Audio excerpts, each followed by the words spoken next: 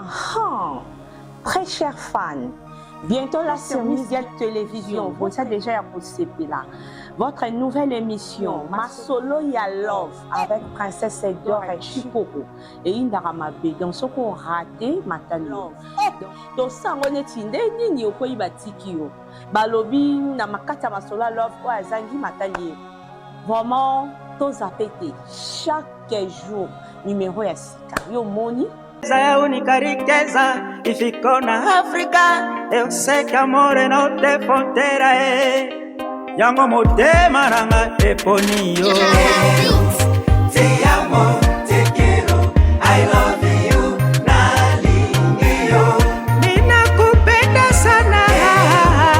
Te amo, te quero, I love you, nalingio. Choya mapendo,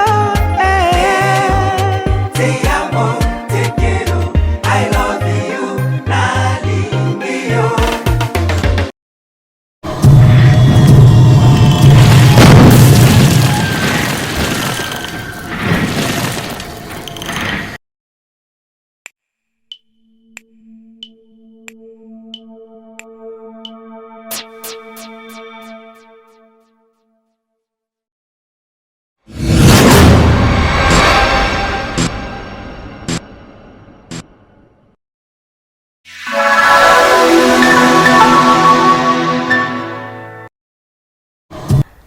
Salut très chers abonnés de Miss Guel Télévision. Bienvenue sur votre émission Ma Solo Ya Love avec moi-même Princesse Edor et Chikoko. Balobi Ma Solo Ya Love nde makambo. Na pesi nzambe merci parce qu'il y a pesinga temps ya kozala sikoyo devant bino ya ko présenter émission na biso. Et puis na pesi équipe Mobimba GSM Production Bambote. Wana on a déjà mon réalisateur si Jandongala. Babi aza wana pona ba image azo salango tellement bien. Sans oublier le numéro 1 de GSM Production Balobi Georges Chumba, mon boss Nzamba Pambola yo na ba idée kitoko za nango pona biso. Et wana na bosanité kopesa susu mbote na mon sponsor officiel Balobi ya Robi Visor. Aigle, azo salango tellement bien. Donc, soko zana posa kosomba visor. Contactez ya Robi. Ke na congolais wana na prix ya bien. Et puis, je concours na biso ezo continuer. Toza wana toujours. Vraiment, toya ebele. Wana na profiter lisusu na opé sambote nanga na Beni Ibai. Babi chrétien bonser. Nzamba Pambola yo. On est là. Bon, continuez à s'abonner à Miss Guel Télévision parce que l'émission est bien, ma cambo est bien, surtout dans Ma Solo Ya Love. Bon, là, on a toujours un gars dans zona pour nous couper Ma Solo Ya Love. Le long, on a invité mon cousin un peu spécial parce que Aza Yaya, en plus Aza confrère Nangaï.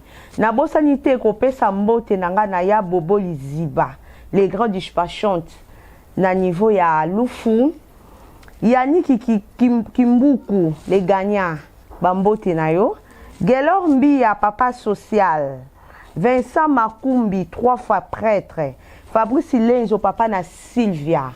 En tout cas, vraiment, Ma Solo Ya Love Nabino Yangoyo, bo liker, bo partager, et surtout, bo tchaba commentaire, bo pesa biso ba idée, bo bete la biso ba masolo. Mutu amoni ki azana li solo moko ya amour. Na vie amoureuse na ye akutana na problème moko boye, to atika na ba choc moko boye. En tout cas, oza la bienvenue to les bienvenus na kati ya Ma Solo Ya Love pour na koya komeka ko partager na bandeko. Parce que love eza vie mobimba. Donc, love, cela fait du bolingo. Amour, nzambe ye moko aza bolingo. Atinda biso pe na se tolingana. Alors, na ba kolingana na biso ango, ba makambo ezo leka mingi, surtout biso en réalité to trouver na mboka Angola, précisément na Luanda, ba masolo mabala eza rare. Au mona mutu na mwasi na mobali basali 20 ans, ba vanda ka place moko. Loko la Cécile Mouchia na mobile na ye, historienne Zoko Boteni, bango vraiment plus de ok 30 ans ba liaka bilo moko donc c'est à féliciter ma balle est commis passé ba divorce zo sala ma précoce donc tozo ko comprendre raison pour laquelle Masolo Love payer na kata Miss Girl télévision pour que to meka ko solo rapé ba makambo to meka ko zo rapé ba idée to meka pe ko fungama na Masolo ya Love. Merci. Si ce plateau na zanga mon côté de na ese binoka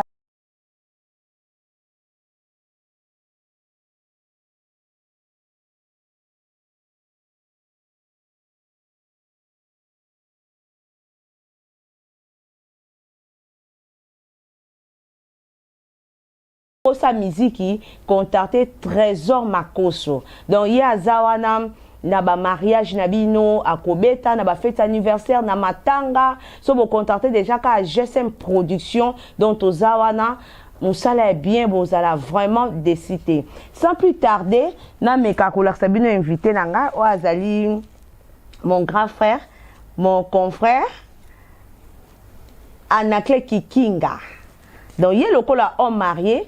Si je n'habite soit ya lelo ezato solana no partie des sons la babolingo to mona abatu belé ba melana ba makila na ebite ya na clip a rumeli na mer banda na ye ba ikana mwasini wana na ebite ba on peut ba melana makila à suivre dans cette émission tout de couvrir na nous invité na biso ya na clé sali. Oui, salut Chikoko princesse. Vraiment soyez le bienvenu na Katia Masolo Love. Oh, je suis trop flatté, vraiment. Donc, les a plaisir à trop. Na message ko yamba na yamba rande trop mais lelo va yambi vraiment ils ont moins passé mais lelo vraiment je suis vraiment trop flatté. Na sepel makasi na. Yana clé mes condoléances. Toza na matanga to chobungisa moko ya artiste et comédien. Awa précisément na Luanda, Kovo Panzi. Oui.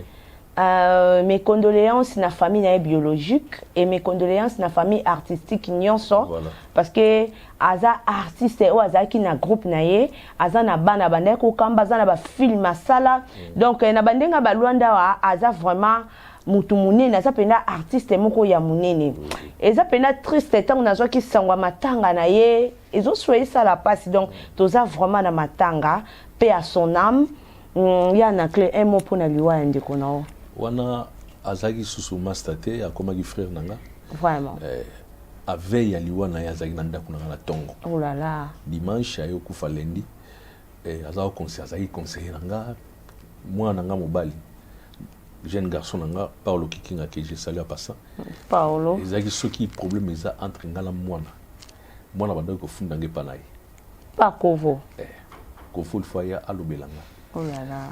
Donc na perdre président donc il m'attend les gens na perdre na bi ke ba Henri Panzi vraiment bozala consoler ils va consoler bino ba Chimène moi sinae ils va consoler bino vraiment famille mobimba Nzambe atala bino puis moi na liboso béni o ba mona na kali sous na vite ba linga ba mona na ka mbulo zo ya mais malheureusement papa kufi ils va consoler mitema na bango donc Azamutu, pardonna salamoi. Synthèse, coupé ça moi, simplement biographie na émoqué. Ouais. Awa déjà, Kovo, naba 2002, 2001-2002, à Bazara déjà notre troupe théâtrale au niveau église. Ok. En 2004, c'est la première film. Ok. En 2006, c'est la deuxième film, réalité à Luanda. Okay. Et cartonna et kota tina ba Portugal na ba Afrique du Sud partout et kota mais malheureusement revenu ils a été donc aza à terre à liboso ya matata mangala o ya teka disque na marché na taona kikolo kovu aza ya liboso. OK o akoya ko contredire leki a pas Miss Girl à contredire ngame kovu aza à terre à liboso et puis aza qui est un bon metteur en scène. Qui peut-être n'a joué même non côté voilà comme on a vraiment que les bons dieux apaisent nos cœurs apaise la force à surmonter tragédie autre côté nango concernant le Wandeko na côté de na carte de tristesse yana clé tu as bio lelo na Masolo ya Love mais kaka ko pesa biso biographie no muke poto kota na Masolo ya Love King Anaclé King Patrick pa Popi. Oh, comment nous en avons Patrick? Eh, na bimisi lango. Oh, lobi on a yoki na biographie bandi na combo. Na yoki combo moi Patrick et Bimi wana. Babotinga. 6 mois après papa lek na biso moya otala ngande ba changer ba pesenga ko moi Anaclé. Patrick. OK. Alors Anaclé ndelo wa papa lek a ote kozwa ko sisa na Luvanium na tawana. À Sisi Université, donc ezaki que non so lati combo ya muto à Sisi Université c'est que danger. Ça va. Voilà, comme on a King Anaclé King Patrick Gimbadi Kabecha Papa Popi Papa Beyanga les vieux Yukundungu les vieux Mikibi tout on a donc ba combo empereur Hirohito tout on a et les maréchal tout on a naza mwana na botami na famille nyonso tu ndenge ezalaka na botami vraiment na famille militaire. OK. Papa nanga azali militaire na Kanchachi na DSP ya Mobutu et azali na bataillon sécurité parmi ba garde rapprochée présidentielle ya Mobutu. Donc nakoli na éducation militaire. Bon ba classe nanga na tangi première deuxième na Saint-Georges Bondeko na Kitambo. Bato bayebi na eko tanga na siko na école primaire na biso EP Nchachi nazui brevet na ngawana après na yo kende internat na Kilembe na yo kende internat na petit séminaire là-bas après na yo tanga na collège Elika Sainte-Anne ti to continuer ban chiki ndenge zalaki nazui diplôme d'état na nga na eko kende naza licencié donc zarabo tanga no ina osala ina otanga kinini na branche na ina na salaki na terme na biso to benga ngo production ya ngona animation culturelle donc naza licencié na animation culturelle. OK. Donc tout ça va péter va dédonner en ngumba. Donc kozala na journaliste otanga ngo. Voilà. OK. Ça hasard. OK. Yann Anaclé marié célibataire, père de combien des enfants? Naza marié à une très belle femme, une très belle créature. Place aux vraiment molonga nanga. Mbote na mama abiso. Dala nga na lobaka te na lela nanga été na lova été na kraka été mais na sutukela ye. Yeso yo.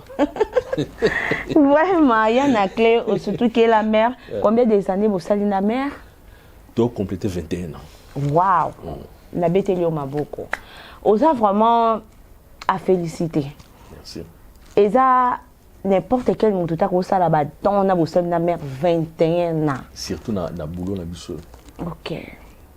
Donc ça dit mère nda kangara mutema yango bovanda ka pour mère yoka trop tellement balobaka une bonne femme bâtit sa maison c'est là ka une bonne femme wana et avant dina ya kangi mutema raison pour laquelle vous continuez.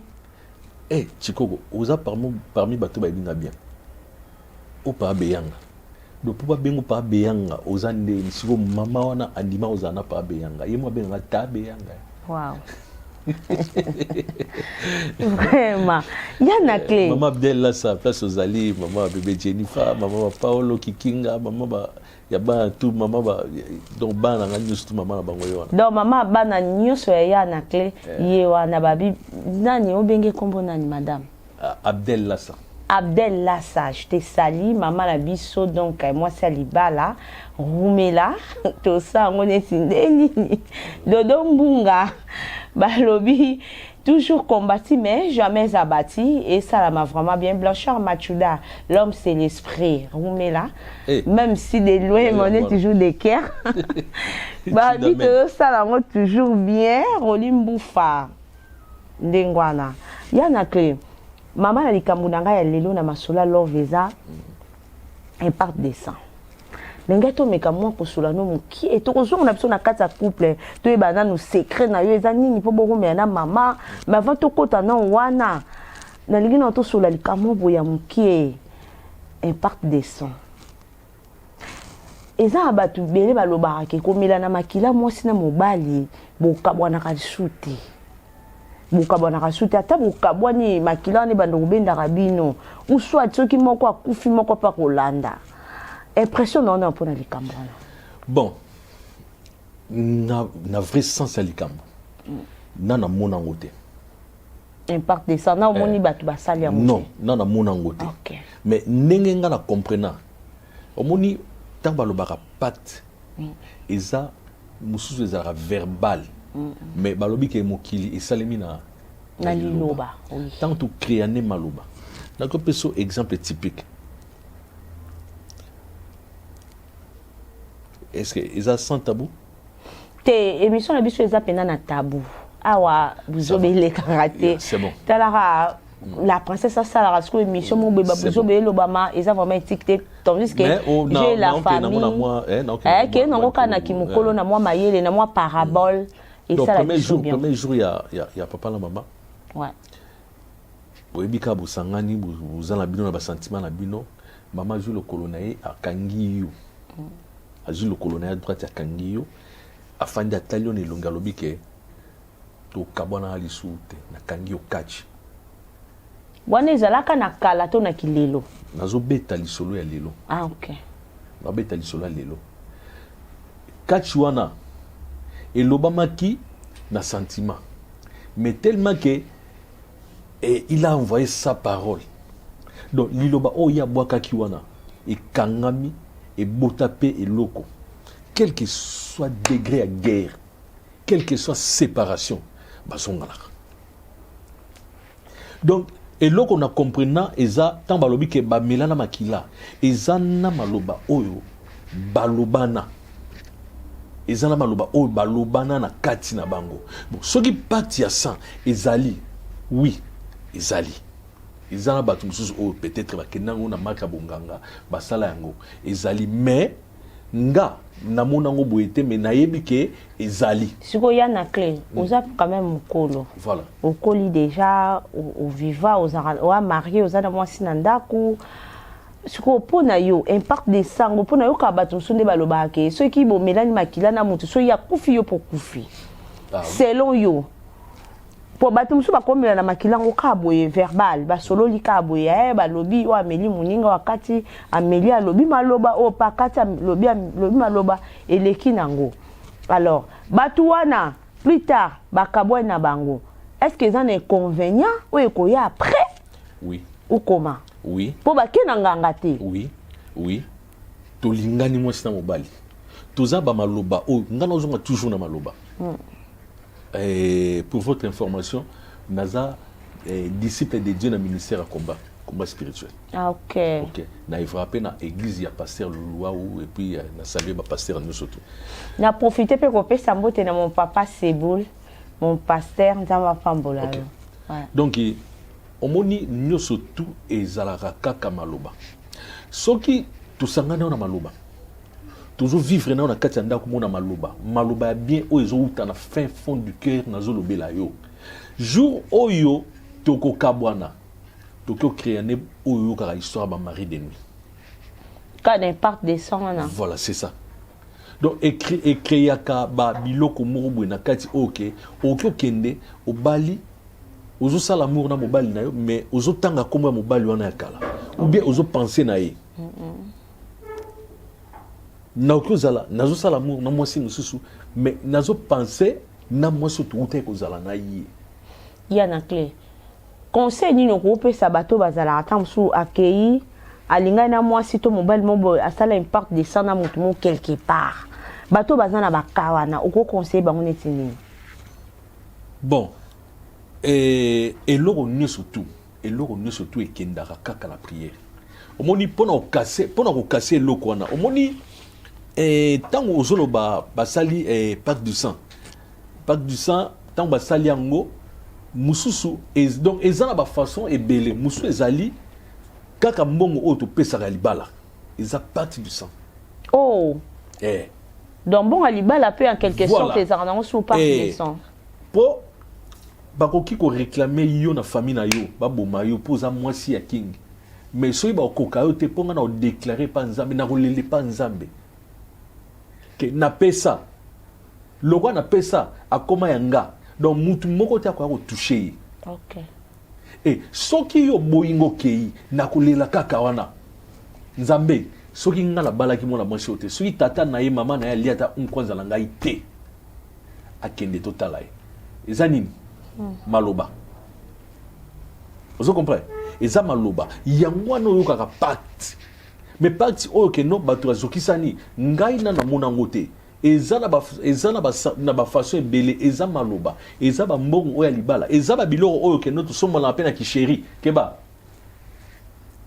Oh, na ki chéri pour somber le mutu eza de pacte. Biloko oyo na ki chéri keba. Position oyo na zoli mbongo na oyebite. Maloba ni na loba na tongo avana ke koluka mbongo na oyebite. Mais na zu na sombele loko ozu yango pe o saleli yango tango kende malembe mais keba ke mbongo na bien loko na ko réclamer pe yo. Ah bon? Oui. Et ko réclamer yo. Jocelyne Chungu, ma petite sœur propre, ça dit Chungu en direct de Kinshasa, bolanda marambo bien.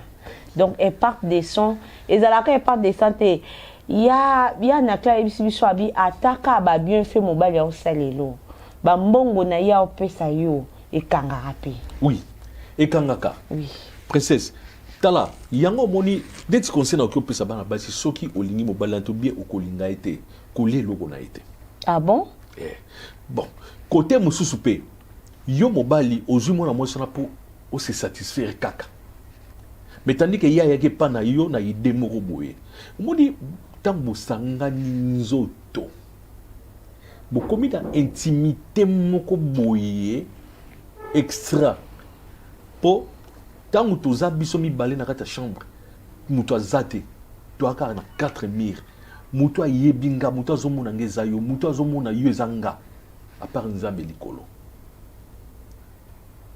to sel besoin yo surtout mwana mobali okimi maloba mwana mwasi na koloba et soyo.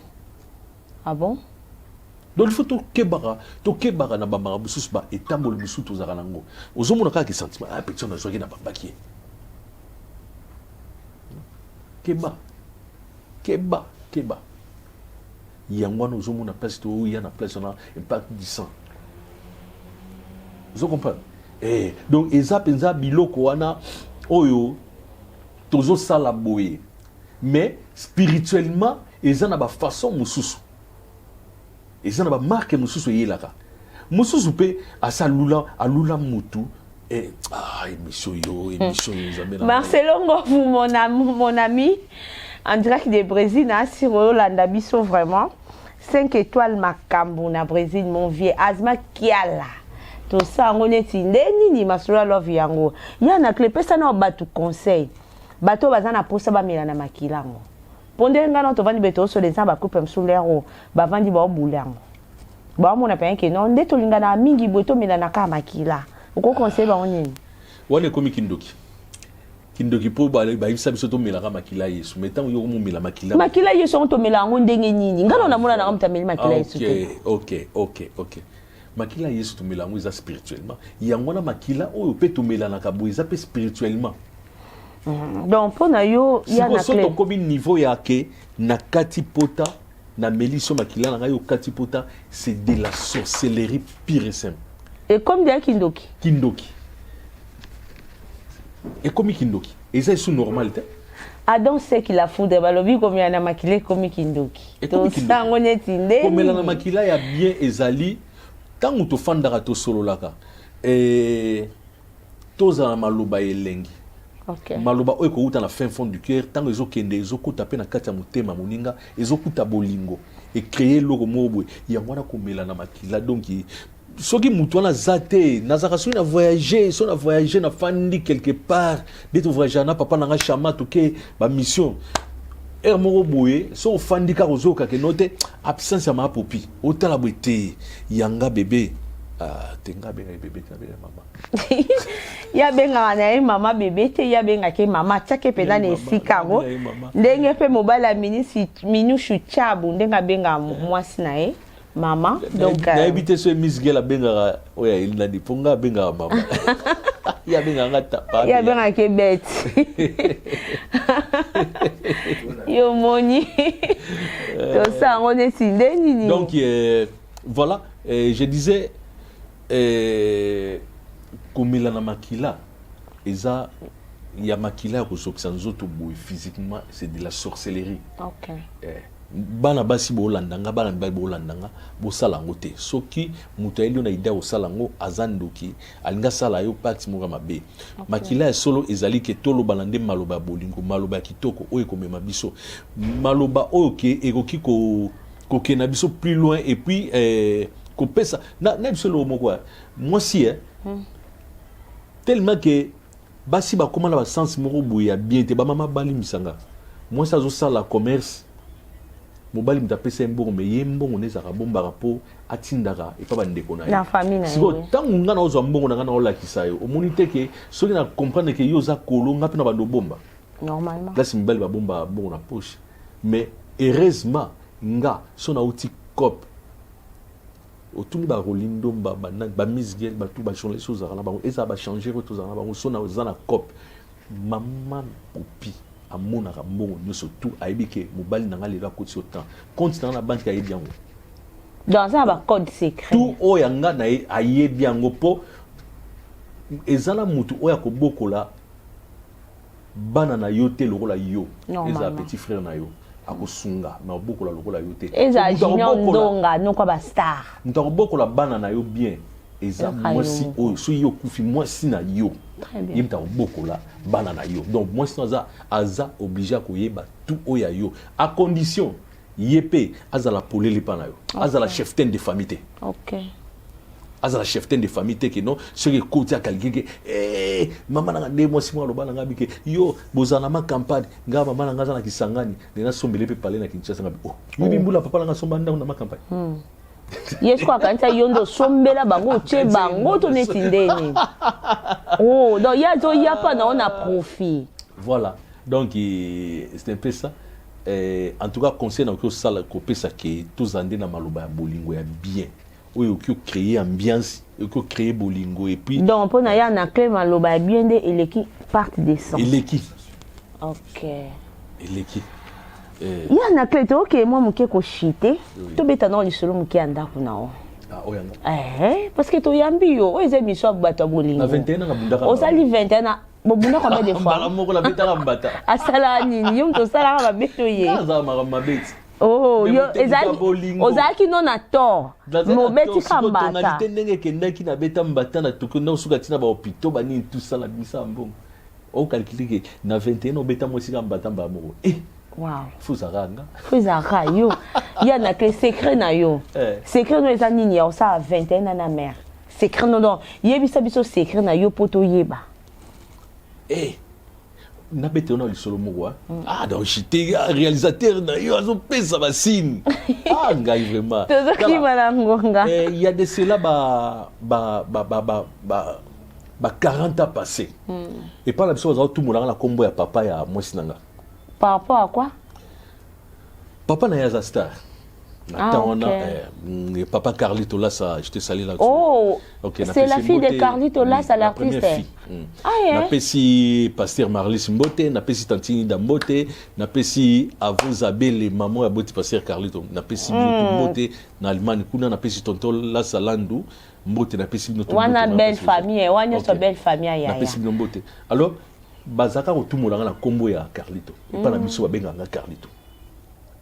Naïbaka te un jour que na yo kutana mwana Carlito ndiaza mama bana et mukola liboso to kutanaka premier jour to kutanaka yo bibiso to za bata shosho premier jour to kutanaka linganga lokolo ndinga linganga lokolo obike na kangi yo kachi ya libela kachi wana ekanganga tilelo na tine wa photo ti ba photo ezali to balancer ba photo ba photo omona ba photo to akanganga ba photo donc akanganga kachi atato potani prochainement sur il y a par exemple que bete bien ba expérience ba détail sur ba expérience tout ça nango OK to kabona pe mais tellement que akanganga catch atala kei na zonga solo vient nga ya malubi ya poto soko tunye po azaba parenté à père biso gabi ba petio bango to apesa bango conseil te po biso moto mi pesa na conseil donc to la na ba candidaté nanu naza donc naza très comique soki s'il y a quelque chose ngam na banda koseka ngaba na ngaba benga ngaba tie disque na parler papa dansa ya papa dansa inda donc il faut na binela bango ba sepela OK na fandika na tellement sanga bimisi nzembo mona ndo mbere na bia na okota studio donc na créer ambiance moko boye na ndako OK tolala na kandate donc to loba ke ya na clé secret na bino ya rumela eza yangwana voilà donc to en tout cas tozalaka mutema ya kufungwana OK place OK moninga ko keko kanga mutema mais il y a eu des moments amers où ils akape ya passe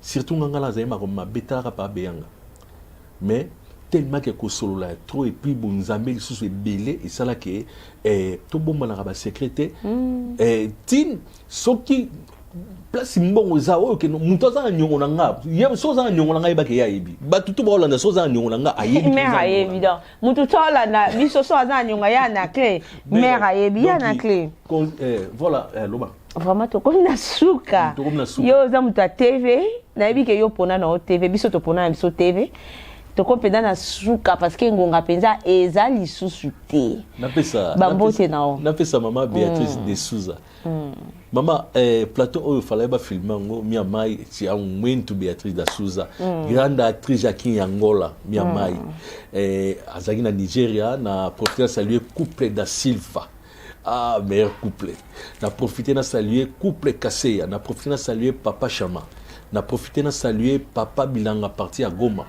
papa Katako na saluer mama nièce mama na saluer mama Dorcas Mambu couple Mambu na saluer bino vraiment place vous allez na ko saluer Beni Visa na saluer Kaba Blaise Kaba na saluer Yamalou et Boss Cloud quand nous m'a vite tout service. Merci beaucoup Yana Clé, merci Yannick Ntsumbu émission na bino yango yo c'est Scooby do ya mon oncle Marcelo Ngouvu Masananga donc bambote na bino belé bo s'abonner bo continuer ya Willy bambote na yo bo continuer ko s'abonner Julien Timba moto na ngai et Jean Kanza mon grand frère to sango neti nini okenda na mais otikinga na Georges Chimba donc azo salango tellement bien quand yo bando salango Masolo à love pardon na okata boekena remercier vraiment équipe nous surtout ya Georges Chimba équipe tu ya Miss Girl en tout cas si Jandongala mobile sérieux